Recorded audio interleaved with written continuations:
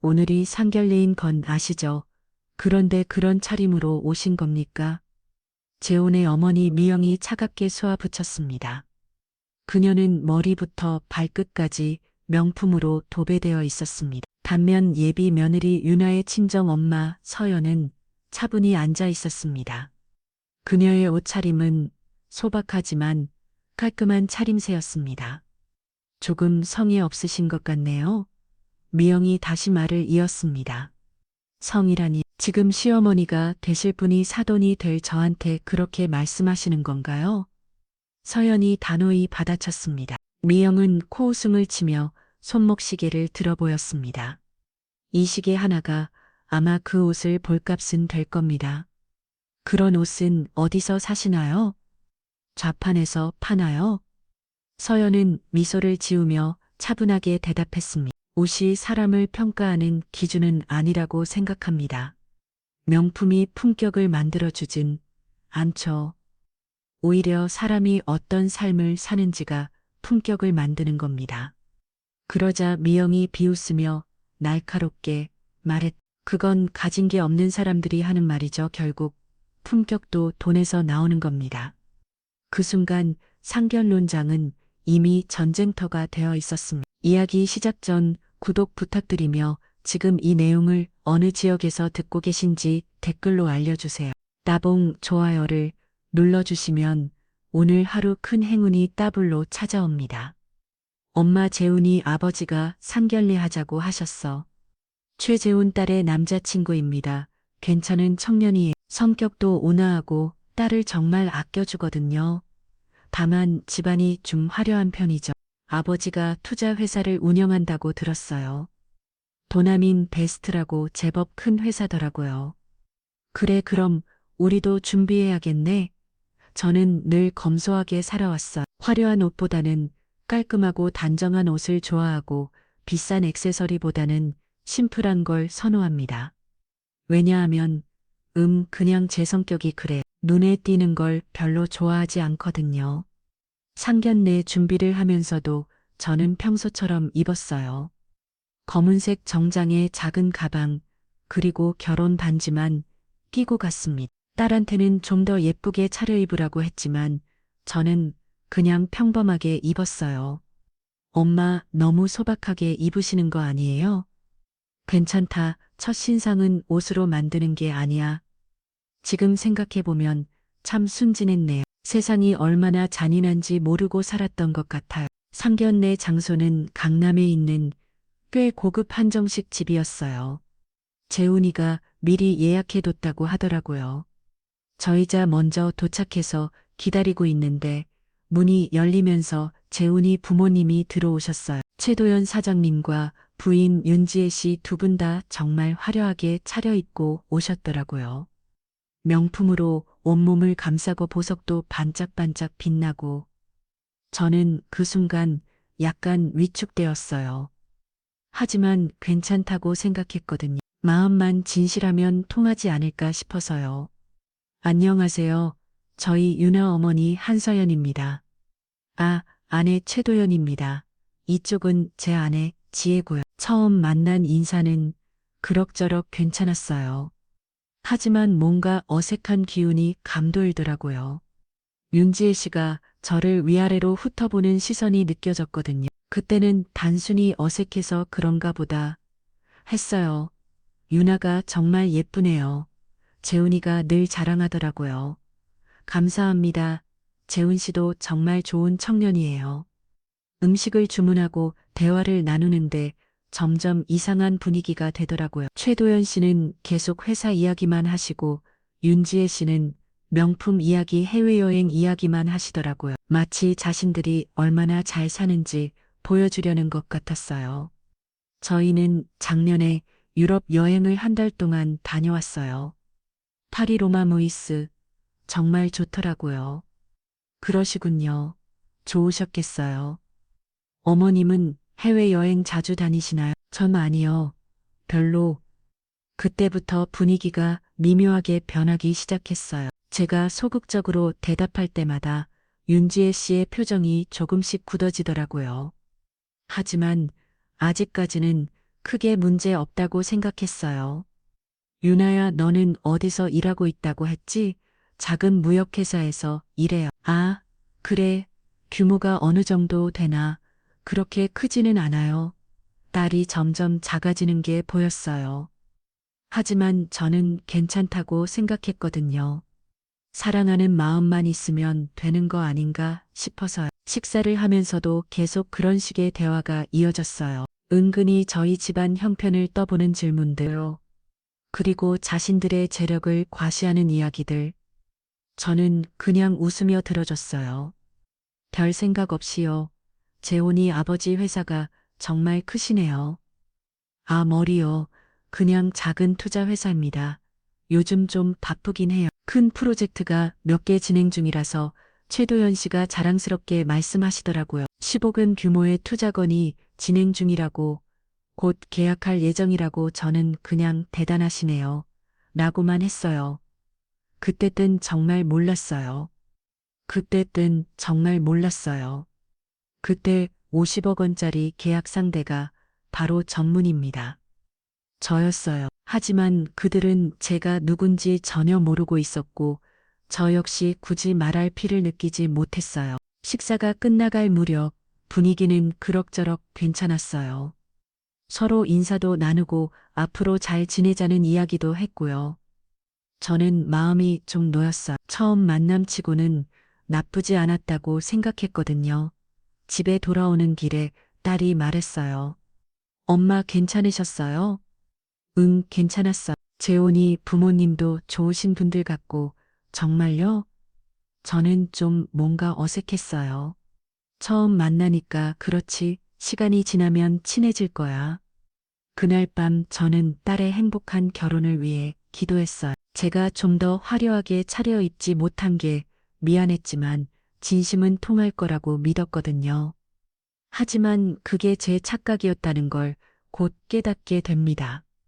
다음 날 아침 평소처럼 딸을 깨우고 아침을 준비했어요. 딸은 어제 상견 내 이야기를 하면서 조금 걱정스러워 하더라고요. 엄마, 재훈이 어머니가 저한테 뭔가 더 물어보고 싶은 게 있다고 하셨어요. 그래, 뭘 물어보고 싶다는 거지? 잘 모르겠어요. 그냥 한 번 더 만나자고. 저는 별 생각 없이 그러자고 했어요. 서로 더 알아가는 시간이 필요하다고 생각했거든요. 하지만 그때 제 마음 한 구석에는 묘한 불안감이 자리 잡고 있었어요. 뭔가 잘못될 것 같은 그런 예감이요. 그 불안한 예감이 현실이 된 건 이틀 후였어요. 윤지혜 씨가 다시 만나자고 연락이 왔거든요. 이번에는 더 고급스러운 곳에서 만나자고 하더라고요. 신사동에 있는 프랑스 레스토랑이었어. 유나야, 이번에는 좀 더 예쁘게 차려입고 가자. 엄마도 좀 더 화려하게 입으세요. 하지만 저는 또 평소와 비슷하게 입었어요. 검은색 원피스에 작은 가방. 지금 생각해보면 정말 순진했던 것 같아요. 상대가 어떤 마음으로 저희를 보고 있는지 전혀 눈치채지 못했거든요.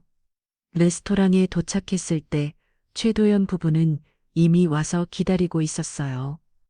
그런데 이상하게 표정이 굳어있던 하고요. 특히 윤지혜 씨의 눈빛이 뭔가 차갑고 날카로웠어요. 안녕하세요. 네, 앉으세요. 인사도 예전만큼 따뜻하지 않았어요. 뭔가 어색한 침묵이 흘렀고 저는 점점 불안해지기 시작했어요. 탈도 눈치채는지 제 손을 꼭 잡더라고요. 음식을 주문하고 난 후 윤지혜 씨가 입을 열었어요. 어머님, 저희가 오늘 만나자고 한 이유가 있어요. 네, 말씀하세요. 솔직히 말씀드리면 저희는 이번 결혼에 대해서 다시 생각해보게 되었어요. 순간 딸의 손이 떨리는 게 느껴졌어요. 저도 가슴이 찰렁 내려앉고요. 무슨 말씀이세요? 유나 씨는 좋은 아이예요. 정말 예쁘고 착하고. 하지만 윤지혜 씨가 저를 똑바로 쳐다보면서 말했어요. 집안 환경이 저희와는 너무 다른 것 같아서요. 집안 환경이요? 어머님도 아시잖아요. 저희 재훈이는 앞으로 회사를 물려받을 아이거든요. 그런데 상대방 집안이 너무 어떻게 표현해야 할까요? 최도연 씨가 끼어들었어요. 격이 맞지 않다고 봅니다. 그 말을 듣는 순간 저는 머리가 하얘졌어요. 격이 맞지 않다고 저희가 그들보다 못하다는 말인가요? 저희가 뭔가 부족한 점이 있다면 말씀해 주세요. 부족한 점이요? 윤지혜 씨가 비웃듯이 말했어요. 어머님 어제 입고 오신 옷 보셨죠? 그리고 오늘도 백화점에서 파는 기성복이잖아요. 가방도 명품이 아니고 옷이 뭐가 문제인가요? 문제가 아니라 수준의 차이예요.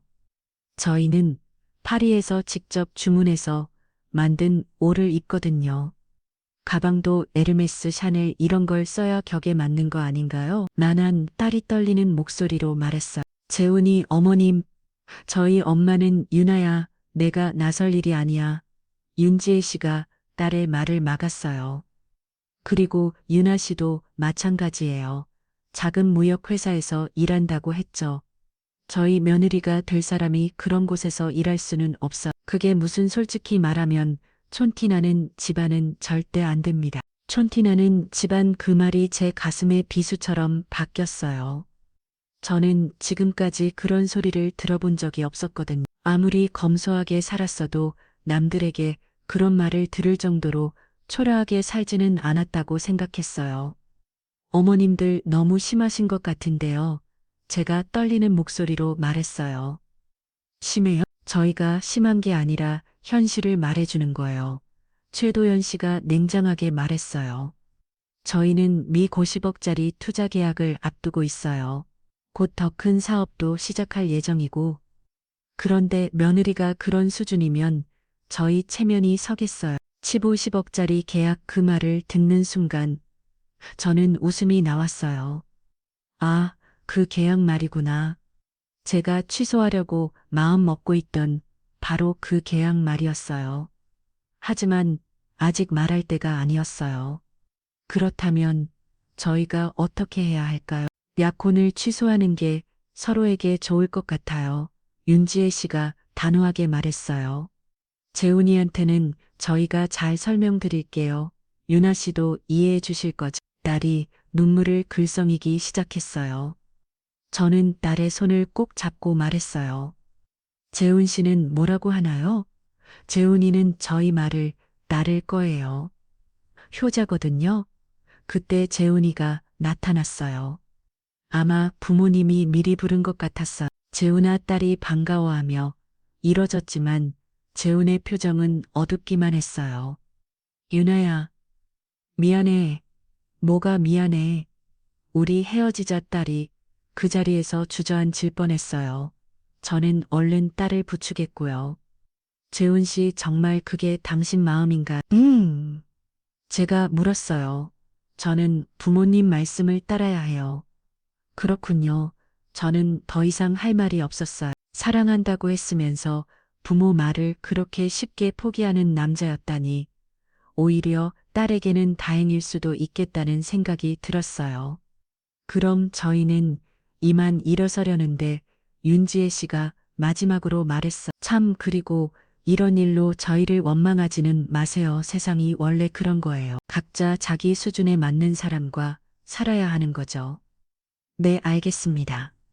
저는 담담하게 대답했어요. 그럼 앞으로도 건강하시고 좋은 일만 가각하시길 바라겠습니다. 그쪽도 좋은 사이 만나세요. 물론 수준에 맞는 분으로요. 윤지혜 씨의 마지막 말까지 듣고 저는 딸과 함께 레스토랑을 나왔어요. 다른 밖에 나와서 펑펑 울기 시작했어요. 엄마 왜 저희가 이런 말을 들어야 해요? 유나야 울지 마. 저는 재훈이를 정말 사랑했는데 진짜 사랑이었다면 포기하지 않았을 거야. 집에 돌아와서도 딸은 계속 울었어요. 저는 딸을 달려면서도 마음 한 구석에서는 다른 생각을 하고 있었어요. 천티나는 집안이라 수준에 맞지 않는다라. 그 말들이 계속 머릿속에서 맴돌았거든. 그날 밤 딸이 잠든 후에 저는 오랜만에 서재로 갔어요. 그리고 서랍 깊숙이 넣어둔 명함을 꺼냈어요. 미순그룹 대표이사 한서연 제 진짜 명함이었어요. 지금까지는 평범한 어머니로 살고 싶었어요. 탈에게도 제 정체를 숨기고 싶었고요. 하지만 이제는 아니었어요. 전화를 걸었어요. 김 부장님, 저 안서연입니다. 내일 아침에 도남인베스트와의 계약건 취소하겠습니다. 대표님, 갑자기 왜 이유는 나중에 설명드리겠습니다. 그리고 앞으로 그 회사와는 어떤 거래도 하지 마세요. 전화를 끊고 나니 마음이 조금 후련해졌어요. 이제 시작이었어요. 다음 날 아침 최도연은 평소와 같이 출근했어요. 오늘은 특별한 날이었거든요. 15억 원 규모의 투자 계약을 체결하는 날이었으니까요. 미순 그룹과의 계약이었어요. 김 부장 가약서 준비는 다 되었나? 네, 사장님, 모든 준비가 완료되었습니다. 이번 계약만 성사되면 우리 회사가 한 단계 더 올라갈 수 있어 최도연은 기분이 좋았어요. 어제 그 촌스러운 집안과의 인연을 깔끔하게 정리했고 오늘은 대형 계약까지 모든 게 완벽했거든요. 사장님, 그런데 디순그룹 대표가 어떤 분인지 궁금하네요. 지금까지 한 번도 만나본 적이 없잖아요. 그러게 말이야. 워낙 은밀하게 사업하시는 분이라고 하던데. 최도연은 미순그룹이 어떤 회사인지 정확히 몰랐어요. 아니, 정확히는 알려고 하지 않았어요. 돈만 많이 주면 그만이라고 생각했거든요. 오전 10시 회의실에서 계약 체결 미팅이 시작될 예정이었어요. 최도연은 가장 좋은 양복을 입고 머리도 깔끔하게 정리했어요. 자, 이제 시작하자. 그런데 시간이 지나도 미순그룹 측에서는 아무도 나타나지 않았어요. 이상하네. 연락이 안 되나? 차장님, 아까부터 계속 전화를 드리고 있는데 안 받으세요. 뭐, 오늘 계약하는 날인데 최도연은 점점 불안해기 시작했어요. 이런 큰 계약에서 상대방이 나타나지 않는다는 건 좋지 않은 신호였거든요. 오후 1시쯤 드디어 미순그룹에서 연락이 왔어요. 네, 도남인베스트 최도연 대표님이시죠?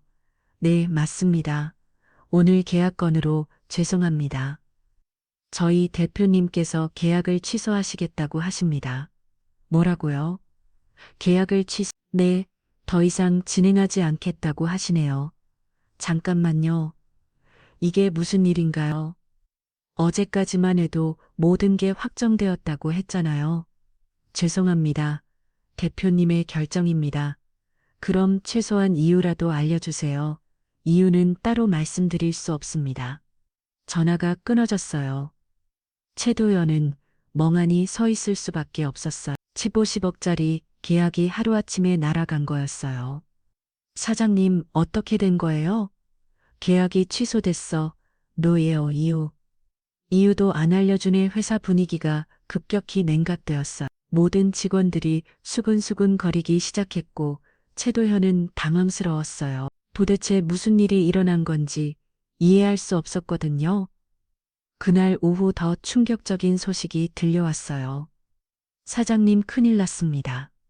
또 뭔 일이야? 다른 투자체들이 연락을 안 받아. 그리고 이미 진행 중이던 프로젝트들도 갑자기 벌이됐다고. 뭐라고? 최도연은 급하게 여러 곳에 전화를 걸기 시작했어요. 하지만 어디서도 명확한 답변을 주지 않았어요. 그냥 상황이 변했다는 말만 반복할 뿐이었어요. 도대체 뭔 일이 일어나고 있는 거야? 집에 돌아온 채 도연은 아내 윤지에게 하루 종일 일어난 일을 터놓았어요. 여보, 미순그룹이라는 회사 들어봤어? 미순그룹 처음 들어보는데 150억짜리 계약이 하루아침에 취소됐어. 이유도 안 알려주고 그게 무슨 그것만이 아니야. 다른 투자체들도 갑자기 연락을 안 받아. 뭔가 이상해. 윤지혜는 남편의 말을 들으면서도 별로 심각하게 받아들이지 않았어요. 그냥 일시적인 문제일 거라고 생각했거든요. 설마 어제 그 촌스러운 집한테 묻은 아니겠지. 그게 무슨 상관이야. 그 사람들이 뭘 할 수 있다고. 하지만 최도연의 마음 한 구석에는 묘한 불안감이 자리 잡고 있었어요. 뭔가 연결고리가 있는 것 같은 그런 느낌이었어요. 다음 날 상황은 더욱 악화되었어요. 주요 투자자들이 연쇄적으로 투자를 철회하기 시작한 거예요. 사장님, 정말 큰일입니다. 김 회장님도 투자를 철회하겠다고. 김 회장님도, 네. 그리고 박 사장님, 이 전무님 모든 분들이 같은 이야기를 하고 있어요. 무슨 이야기? 더 이상 저희 회사와 거래하기 어렵다. 최도연은 이제 정말 당황하기 시작했어요. 이건 단순한 우연이 아니었어요.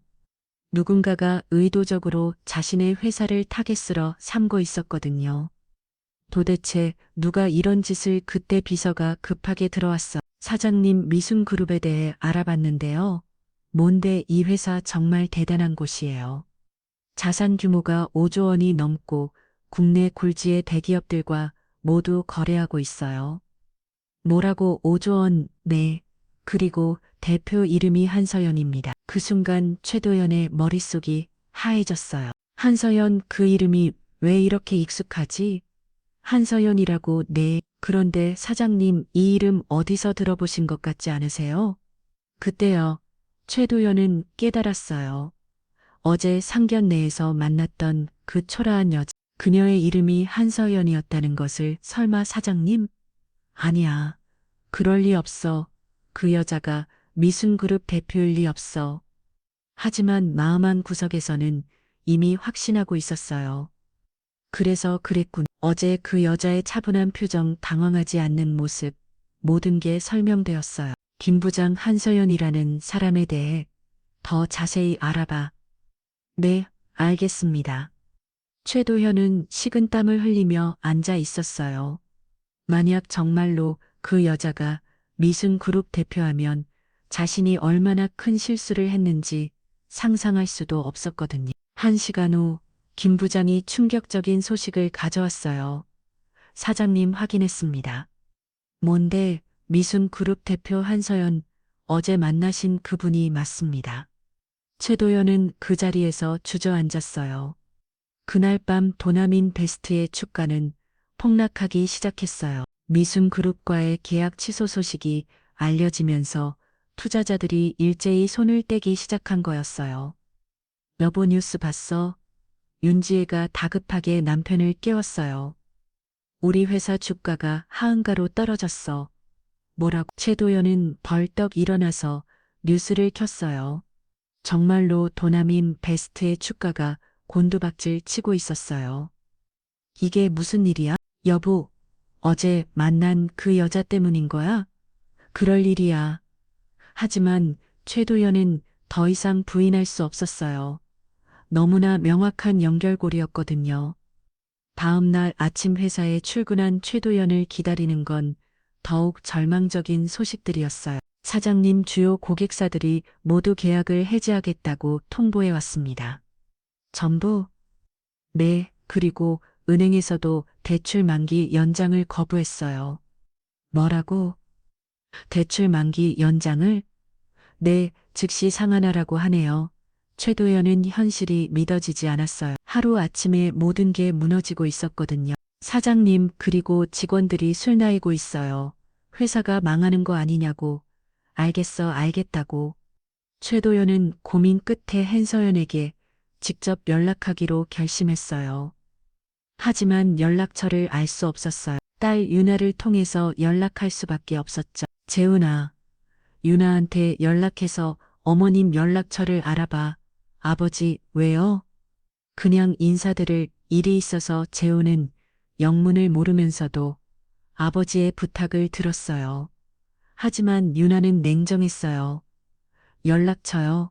왜 갑자기? 그냥 아버지가 인사드리고 싶다고 하셔서. 재훈 씨, 우리 헤어졌잖아요. 이제 무슨 상관이에요? 유나야, 제발, 싫어요. 엄마한테도 전하지 않을 거고요. 유나는 전화를 끊어버렸어요. 최도연은 다른 방법을 찾아야 했어요. 미순그룹에 직접 연락하기로 했죠. 미순그룹입니다. 네, 한서연 대표님과 통화하고 싶은데요. 어떤 용건이신지요? 도남인베스트 최도연입니다. 잠깐의 침묵 후에 답변이 왔어요. 죄송합니다. 대표님께서 통화 거부 의사를 밝히셨습니다. 잠깐만요. 정말 중요한 일이. 죄송합니다. 전화가 끊어졌어요. 최조연은 잘망적이었어요. 이제 남은 방법은 하나뿐이었어요. 직접 찾아가는 것. 미순그룹 본사는 강남에 초고층 빌딩이 있었어요. 최도현은 떨리는 마음으로 엘리베이터를 탔어요. 죄송합니다. 약속 없이는 만날 수 없습니다. 제발요. 정말 중요한 일이에요. 죄송합니다. 경비원들이 최도현을 막았어요. 네. 하지만 최도현은 포기할 수 없었어요. 한서연 대표님, 제가 최도현입니다. 잠깐만 시간을 내주세요. 로비에서 큰 소리를 지는 최도현을 보고 사람들이 쳐다보기 시작했어요. 하지만 그는 더 이상 체면을 차릴 수 없었어요. 제발요. 다 제 잘못이었어요. 그때 엘리베이터 문이 열리면서 한서연이 나타났어요. 어제와는 완전히 다른 모습이었어요. 고급 정장을 입고 품격 있는 자세로 완전히 다른 사람 같았어요. 최도연 씨, 서연 씨, 아니 대표님 최도연은 그 자리에서 무릎을 꿇었어요. 로비에 있던 모든 사람들이 놀란별 정으로 쳐다봤지만 그는 신경 쓸 겨를이 없었어요.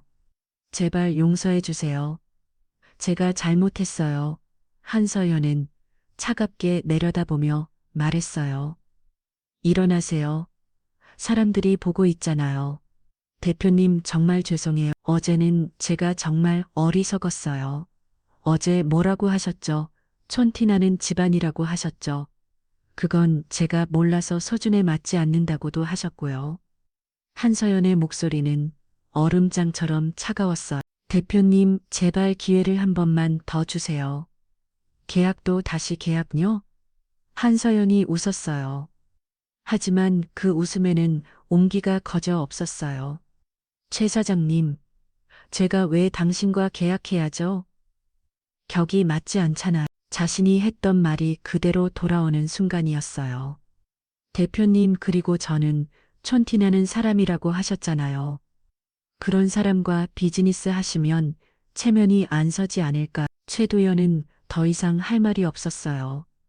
일어나세요. 보기 안 좋아요.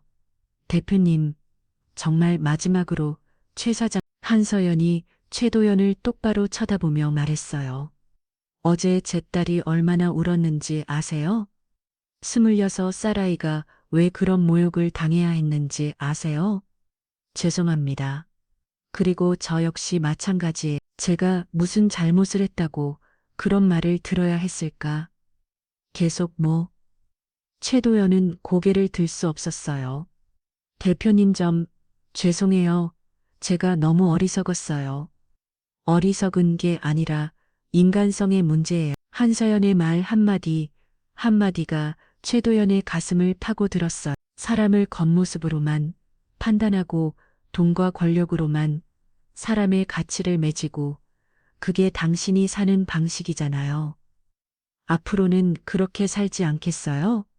그건 당신 일이에요.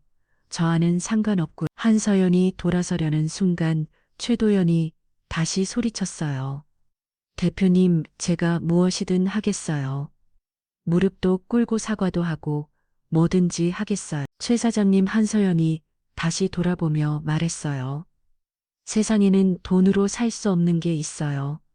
그게 바로 존중과 인격이에요. 당신은 어제 제 딸과 저의 인격을 짓밟았어요. 죄송합니다. 그리고 그 대가를 치르는 거예요. 당연한 일이지. 한서연은 더 이상 돌아보지 않고 엘리베이터에 올랐어요. 최도연은 그 자리에 무릎 꿇은 채로 남겨졌어요.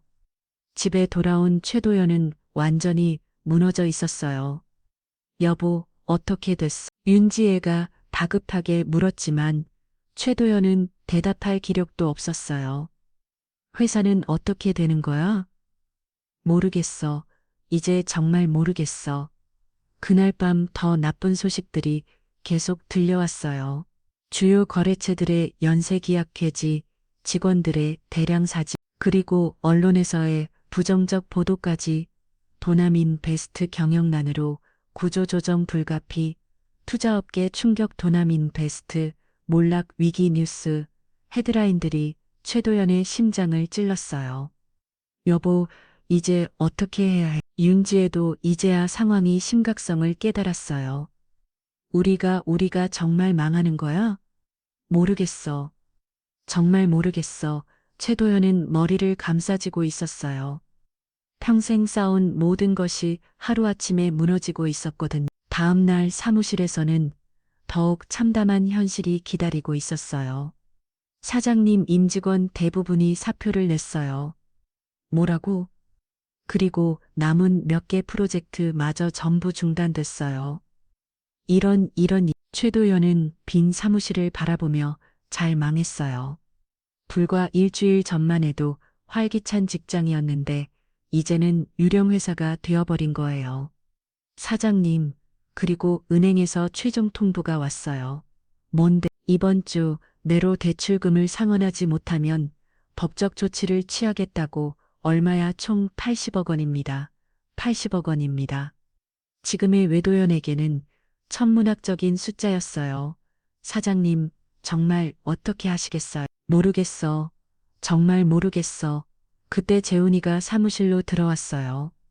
아버지, 재훈아, 정말 다 끝난 건가요? 최도연은 아들을 바라보며 고개를 숙였어요. 아들에게 물려줄 회사는 이미 존재하지 않았거든요. 아버지, 그럼 유나와 재훈아, 이제 그런 이야기는 하지도 마라. 하지만 우리가 무슨 자격으로 그 집안에 다시 찾아가겠어. 우리가 저질렀던 일을 생각해봐. 재훈도 이제야 상황을 이해하기 시작했어요. 자신들이 얼마나 큰 실수를 했는지. 아버지, 정말 죄송해요. 제가 더 단호했어야 했는데 늦었어. 이제 모든 게 늦었어. 그날 저녁 최도연은 집에서 술을 마시며 지난 일들을 돌이켜보고 있었어요. 어떻게 이런 일이 일어날 수 있었을까? 단 하루 만에 모든 게 무너질 수 있을까? 여보, 윤지혜가 조용히 다가왔어요. 우리 정말 어떻게 해야 할까 모르겠어. 정말 모르겠어. 그 여자가 한서연이 정말 그렇게 대단한 사람이었던 거야? 미순 그룹이야. 국내 최고 수준의 기업이지. 그럼 우리가 건드려서는 안 될 사람을 건드린 거야. 그 순간 최도연은 깨달았어. 진짜 권력이 무엇인지, 진짜 부가 무엇인지, 그리고 자신이 얼마나 우물안개구리였는지를. 한서연은 화려하게 치장하지 않아도 진짜 권력자였어요. 겸손하게 행동해도 진짜 부자였어요. 반면 자신들은 겉으로만 화려했을 뿐, 진짜 실력은 없었던 거였어요. 이제 어떻게 되는 거야? 윤지의 떨리는 목소리가 조용한 거실에 울려 퍼졌어요. 하지만 최도연은 대답할 수 없었어요. 정말로 저렇게 될지 모르겠었거든요. 창밖으로 보이는 강남의 야경이 예전 같지 않았어요. 더 이상 자신의 세상이 아니었으니까요. 최도연 부부의 몰락 소식은 빠르게 주변에 알려졌어요. 하지만 저는 그들의 상황보다 다른 일에 더 신경이 쓰였습니다. 바로 제 아들 한도윤의 문제였어요. 엄마, 오늘 민정이 부모님께 인사드리러 가요. 도윤이는 오늘 9살이에요. 법무법인에서 변호사로 일하고 있지. 착하고 성실한 아이잔데 연애에는 좀 순진한 편이에요. 작년부터 박민정이라는 여자와 사귀고 있었거든요. 그래, 어떤 분들이 신대 아버지는 식당을 하시고 어머니는 학원을 운영하신다고 해요. 민정이 부모님은 강북에서 중식당을 운영하고 있었어요. 그리고 어머니는 동네에서 작은 영어 학원을 하고 계셨죠. 평범한 자영업자 가정이었어요. 좋구나. 그럼 정중하게 인사드려라. 저는 도윤이에게 당부했어요. 유나 일로 상처를 받았지만 그렇다고 다른 사람들에게 그런 자세를 들이댈 생각은 없었거든요. 그날 저녁 도윤이와 함께 민정이의 집을 찾아갔어요. 강북의 주택가에 있는 작은 집이었어요. 깔끔하게 정리되어 있었지만 확실히 저희 집과는 규모가 달랐죠. 안녕하세요. 도연이 어머니 한서연입니다. 아, 네. 안녕하세요. 민정이 아버지 박철수입니다. 민정이 어머니 이정이에요. 참 만남은 그럭저럭 괜찮았어요. 박철수 씨는 성격이 탈털하고 정직해 보였고 이정희 씨는 조용하지만 친절했어요. 도연이가 우리 민정이를 정말 좋아한다고 하더라고요. 네, 저희 도윤이도 민정 씨를 많이 좋아해. 그런데 실례가 안 된다면 어머님은 어떤 일을 하세요? 이정희 씨가 조심스럽게 물었어요. 그냥 집안이라며 지내요. 저는 간단히 대답했어요. 굳이 제 정체를 밝힐 필요는 없다고 생각했거든요. 아, 그러시구나. 남편분은요, 일찍 세상을 떠났어요. 아, 죄송해요. 몰랐네요. 그날은 무난하게 식사를 하고 돌아왔어. 민정이도 예쁘고 착해 보였고 부모님들도 나쁘지 않아 보였어요. 하지만 문제는 며칠 후부터 시작되었어요. 엄마 민정이가 이상한 이야기를 해요. 무슨 이야기? 저희 집이 너무 소박하다고. 도연이가 변호사인데 어머니가 왜 일을 안 하시냐고. 저는 처음에는 대수롭지 않게 생각했어요. 젊은 여자가 좀 현실적일 수도 있다고 생각했거든요. 그냥 넘어가자, 시간이 지나면 괜찮아질 거야. 하지만 민정이의 태도는 점점 더 노골적이 되었어요. 도연 오빠, 우리 언제 이사 갈 거예요? 이사 여기 너무 오래된 것 같아요. 그리고 강남으로 가면 안 될까요? 민정아, 여기도 괜찮은데. 괜찮긴 뭐가 괜찮아. 제 친구들은 다 강남에 살아요. 민정이는 제가 들고 있는 가방을 보며 말했어요. 어머님, 그 가방 오래 쓰신 것 같아요. 그런가, 요즘은 좀 더 좋은 브랜드 가방을 써야 하지 않을까요? 어머님이 도연 오빠 어머니시잖아요. 그 말을 듣는 순간 저는 유나 일이 떠올랐어요. 똑같은 말이었거든요. 가방이 문제고 옷이 문제고 민정아 그런 말하는 게 아니야. 도연이가 민정이를 말렸지만 민정이는 계속했어요. 오빠는 왜 그래요? 저는 그냥 어머님을 위해서 하는 말인데 위해서? 네, 어머님이 좀 더 세련되게 보이셨으면 좋겠어요. 그날 밤 도연이가 저에게 사과했어요. 엄마 민정이가 너무 놀래했어요. 괜찮다, 젊으니까 그럴 수 있어. 하지만 마음은 편하지 않았어요. 또 시작이구나 하는 생각이 들었거든요. 일주일 후 더 심한 일이 벌어졌어요.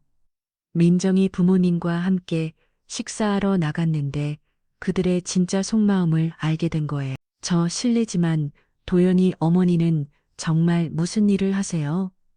이정희 씨가 다시 물었어요. 그냥 집에서 지내고 있어요. 아들이 변도사인데 어머니가 일을 안 하시면 경제적으로 어떻게 생활하세요? 그런 걱정은 안 하셔도 돼요. 아, 그게 아니라 우리 민정이랑 결혼하면 신혼 살림은 누가 차려주실 건가요? 박철수 씨가 노골적으로 물었어요. 그건 아이들이 알아서 하겠죠. 하지만 요즘 집값이 얼마나 비싼데요. 강남 아파트는 10억은 넘잖아요. 꼭 강남에 살 필요는 없잖아요. 그때 민정이가 끼어들었어요. 어머님, 저는 강남에 살고 싶어요. 제 친구들도 다 강남에 살고 민정아 그런 것보다 마음이 중요하지 않을까? 마음도 중요하지만 현실도 중요하잖아요. 이정희 씨가 말했어요. 솔직히 말하면 저희는 우리 민정이가 좀 더 잘 사는 집안으로 시집가게 원해요. 잘 사는 집안이라면 어머님 댁은 좀 소박한 것 같아서요. 또 그 말이었어요. 소박하다는 말 결국 가난해 보인다는 뜻이었어요. 그리고 어머님도 뭔가 일을 하셔야 하는 거 아닌가요? 요즘 시대에 그냥 집에서만 계시면 박철수 씨도 거들었어요. 우리 식당 장사도 바쁜데 며느리 어머니가 그냥 노는 것 같으면 좀 그렇잖아요. 노는 것 같다고 저는 억지로 웃으며 참았어요. 아, 그리고 혹시 도윤이 아버지는 어떤 분이셨어요? 유산 같은 게 있나요? 이정희 씨가 정말 로고를 적으로 물어봤어요. 그런 건 중요하지 않을 것 같은데요. 어떻게 중요하지 않아요? 저희 민정이 미래가 걸린 문제인데 그때 민정이가 정말 충격적인 말을 했어요. 솔직히 말하면 도연 오빠 집이 생각보다 너무 평범해요. 변호사 집치고는 민정아 도연이가 말리려 했지만 민정이는 계속했어요. 그리고 어머님도 뭔가 촌스러워 보이세요. 옷도 그렇고 가방도 그렇고 그 순간 저는 최도연 부부가 했던 말이 떠올랐어요. 똑같은 말들이었거든요. 제 친구들 어머니들은 다 명품 가방 들고 다니시는데 민정아 그런 말하는 게 아니야. 도연이가 화를 내기 시작했어요. 왜? 저는 사실대로 말하는 건데 사실이라고 우리 어머니가 뭘 잘못했다고 잘못했다는 게 아니라 그냥 좀 더 신경 쓰셨으면 좋겠다는 거예요. 박철수 씨가 거들었어요. 도연아, 민정이 말이 틀린 것도 아니잖아. 요즘 시대에는 좀 더 화려하게 살아야 하는 거 아니야? 화려하게 살아야 한다고요? 제가 조용히 물었어요. 네, 어머님도 아시잖아요. 사람들이 다 보는데 이정희 씨가 말했어요. 우리 민정이가 시집가서 창피당하면 어떻게 해요? 창피당한다고 저는 더 이상 참을 수 없었어요. 죄송하지만 자 어떤 점에서 창피를 끼쳐드린다는 건지 모르겠네요. 어머님 화내시는 건 아니죠. 화를 내는 게 아니라 이해가 안 돼서 그래요. 그냥 좀 더 잘 살아 보이게 하시면 안 되나 싶어서요. 민정이가 마지막으로 말했어요. 도연 오빠도 변호사인데 어머니가 그렇게 소박하시면 사람들이 뭐라고 생각할까요? 우리 그 말을 듣는 순간 저는 일어났어요. 도연아, 우리 집에 가자. 엄마 가자고 했어. 집에 돌아오는 길에 도연이가 말했어요. 엄마 정말 죄송해요. 괜찮다. 민정이가 원래 그런 애가 아니었는데 도연아 사람의 본성은 쉽게 바뀌지 않아. 그날 밤 저는 오랜만에 서재에 앉아 있었어요. 또다시 같은 일이 반복되고 있었거든요. 겉모습만 보고 사람을 판단하는 돈과 명품으로만 사람의 가치를 매기는 하지만 이번에는 달랐어요. 이번 임원 제가 당하고만 있지 않을 거였어요. 다음 날 저는 비서에게 지시했어요. 김 부장님, 강북에 있는 황금성 중식당에 대해 알아보세요. 네, 갑자기 왜요? 그리고 그저 스마트 영어 학원, 도요, 알겠습니다. 며칠 후 김 부장이 보고서를 가져왔어요. 대표님 조사 결과입니다.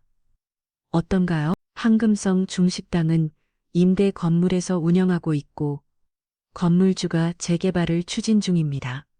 그리고 영어학원은 학생 수가 계속 줄고 있어서 경영난에 시달리고 있네요. 그렇군요. 그런데 대표님, 왜 갑자기 이런 곳을 곧 아실 거예요? 저는 조용히 미소 지었어요.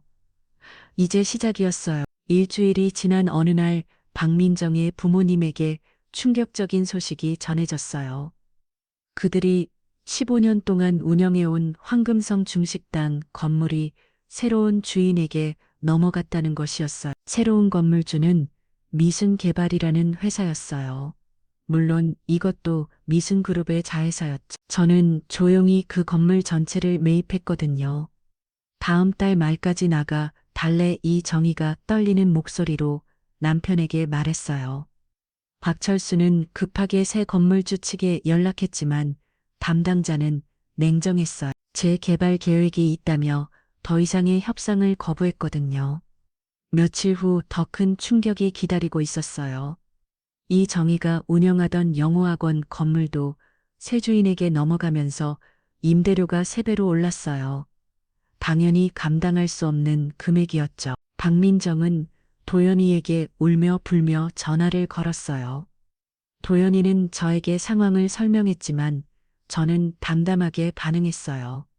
세상 일이 다 우리 뜻대로 되지는 않는다고 말했죠. 일주일이 더 지나자 박민정 가족의 상황은 절망적이 되었어요.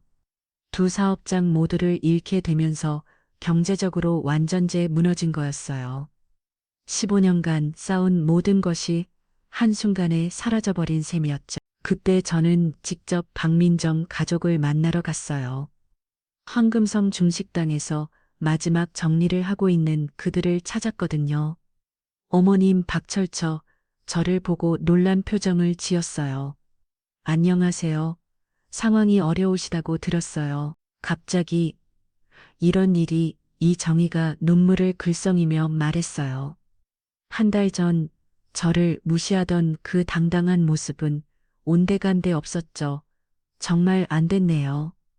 15년이나 운영하신 가게를 저는 진심으로 위로하는 것처럼 말했어요. 어머님 혹시 새 건물주가 누군지 아세요?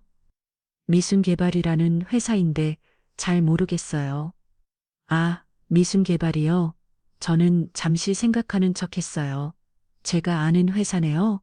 정말 그럼 혹시 박철수의 눈에 희망이 번졌어요. 글쎄요, 쉽지 않을 것 같아요. 그 회사는 원칙이 매우 엄격하거든요. 그래도 한 번만 부탁드릴 수 있을까요? 이정희가 간절하게 부탁했어요. 한 달 전 저를 촌스럽다고 무시하는 그 사람이 지금은 제게 무릎을 꿇는 형국이었어요. 시도는 해볼게. 하지만 기대는 안 하시는 게 좋을 것 같아요. 감사합니다. 정말 감사해요. 박철수가 고개를 숙이며 말했어요. 며칠 후 저는 그들에게 나쁜 소식을 전했어요. 미순개발 측에서 제게 악을 거부했다고 말했죠. 그리고 그 이유도 함께 전했어요. 뭐라고 하셨는데 격에 맞지 않는 업체와는 거래하지 않는다고 하더라고요. 격에 맞지 않는다는 말. 바로 그들이 저에게 했던 그 말이었어요. 격에 맞지 않는다고요? 박철수가 어리둥절한 표정을 지었어요. 네. 그리고 촌스러운 장사는 이미지에 안 좋다고도 하시더라고요. 촌스럽다는 말까지 그들이 저를 평가할 때 썼던 바로 그 표현들이었어요. 그런 말씀을 이정희가 얼굴이 하얘졌어요. 자신들이 남에게 했던 말이 그대로 돌아오고 있다는 걸 깨달았거든요. 죄송해요. 제가 더 노력해봤는데 저는 안타까운 표정을 지으며 말했어요. 그리고 한 가지 더 미순개발 대표가 직접 하신 말씀이 있어요. 뭐라고 하셨는데요? 수준에 맞지 않는 사람들과는 애초에 대화할 가치도 없다고 하시더라고요. 수준에 맞지 않는다는 말. 이것도 그들이 저에게 했던 말이었어요. 박민정이 울음을 터뜨렸어요. 자신들이 한 달 전 누군가에게 했던 바로 그 말들을 들으니 얼마나 상처가 되는지 이제야 알았거든요. 어머님, 정말 죄송해요. 제가 능력이 부족해서 아니에요. 어머님 잘못이 아니에요. 이정희가 떨리는 목소리로 말했어요. 그런데 어머님, 제가 조용히 말했어요. 혹시 이런 상황이 너무 갑작스럽다고 생각하지 않으세요? 네, 식당과 학원이 동시에 마치 누군가 의도적으로 하는 것 같지 않나요? 박철수와 이장희는 서로를 바라봤어요. 사실 그들도 이미 의심하고 있었거든요. 혹시 우리가 누구한테 잘못한 일이 있나? 이정희가 중얼거렸어요. 그때 박민정이 갑자기 무언가 깨달은 듯한 표정을 지었어요. 엄마 혹시 도연이 엄마 한서연이 노민정의 얼굴이 창백해졌어요. 설마 그분이 뭘 말하는 거야? 엄마 우리가 도연이 엄마한테 했던 말들. 그제야 박철수와 이장이 높게 달았어요. 한 달 전 그들이 저에게 했던 모든 말들이 떠올랐거든요. 촌스럽다고 격에 맞지 않는다고 수준이 다르다고 했던 그 말들이. 설마 한서연 씨가 박철수가 떨린 목소리로 말했어요. 저는 아무 말하지 않았어요. 그냥 조용히 미소만 지었죠. 어머님 혹시 한서연 씨와 아시는 사이세요? 이장희가 떨리면 물었어요. 한서연 씨요? 왜요? 그냥 혹시나 해서 글쎄요 잘 모르겠네요. 저는 모르는 척했어요. 그날 밤 박민정 가족은 밤새 고민했어요. 혹시 한서연이 미순그룹과 관련이 있는 건 아닐까? 그들이 저에게 했던 말들 때문에 이런 일이 벌어지는 건 아닐까? 하지만 확신할 수는 없었어요. 그냥 평범해 보이던 그 여자가 이런 큰 회사와 연관이 있을 거라고는 상상도 못했거든요. 며칠 후 박민정은 도연이에게 솔직하게 털어놓았어요.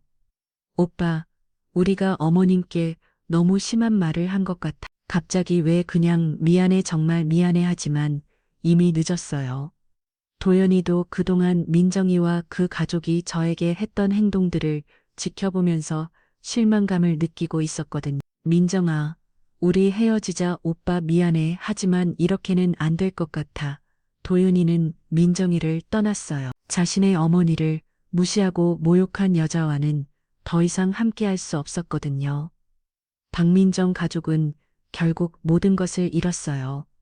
식당도 학원도 그리고 사랑하던 사람도 그들은 이제야 깨달았어. 겉모습만으로 사람을 판단했던 자신들의 어리석음을 그리고 그 대가가 얼마나 혹독한지도 한 달이 지난 후 미순그룹 이사회 실행은 긴장감이 흘렀어요.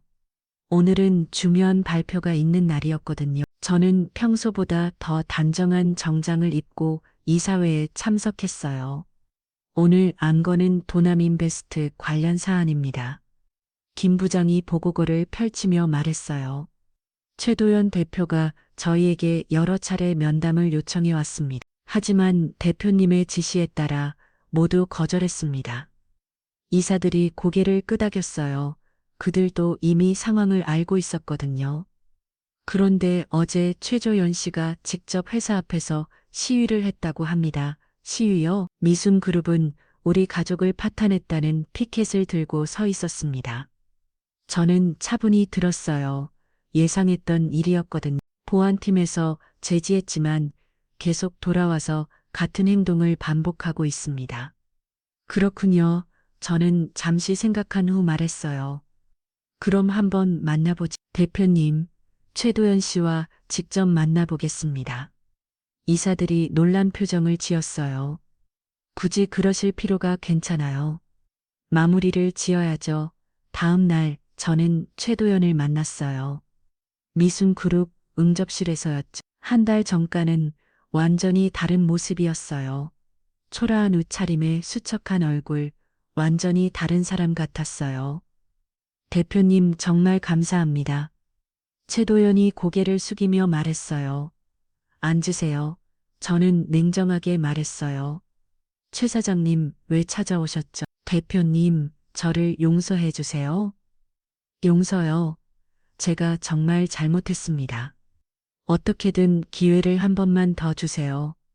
저는 그를 조용히 바라봤어요. 최 사장님 한 달 전에 뭐라고 하셨는지 기억하세요? 죄송합니다. 촌티나는 집안은 절대 안 된다고 하셨죠. 최도연의 얼굴이 하얘졌어요. 그리고 격이 맞지 않는다고 하셨고요. 대표님 수준에 맞는 사람과 살아야 한다는 말씀도 하셨죠. 제 목소리는 차가웠어요. 그런데 지금은 왜 저에게 도움을 요청하시는 거죠? 저는 여전히 그 촌티나는 집안의 사람인데요. 죄송합니다. 정말 죄송합니다. 죄송하다고 해서 해결될 문제인가요? 저는 이뤄졌어요. 최 사장님, 당신은 제 딸을 울렸어요. 26살 어린아이가 왜 그런 모욕을 당해야 했죠? 정말 잘못했습니다.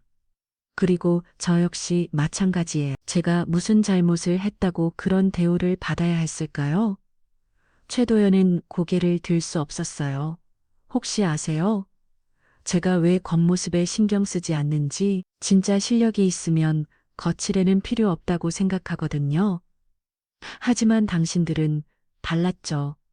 겉모습만 보고 사람을 판단했어요. 저는 창밖을 바라보며 말했어요. 미순 그룹 자산이 얼마인지 아세요? 네. 저는 5조 원입니다. 당신 회사 규모에 최도연이 충격을 받은 표정을 지었어요. 그런 제가 왜 검소하게 살까요? 그게 진짜 부자의 여유라고 생각하거든요. 저는 다시 그를 바라봤어요. 하지만 당신들은 명품 가방이 중요하다고 했죠. 비싼 옷이 중요하다고 했고요. 대표님, 결국 당신들이 추구하던 게 허상이었던 거예요.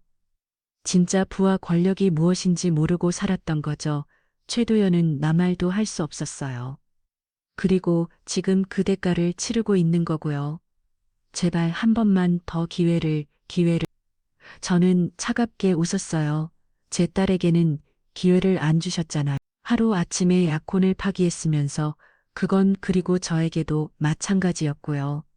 제가 누구인지 알아보려고 하지도 않으면서 겉모 순잔 보고 판단했잖아요.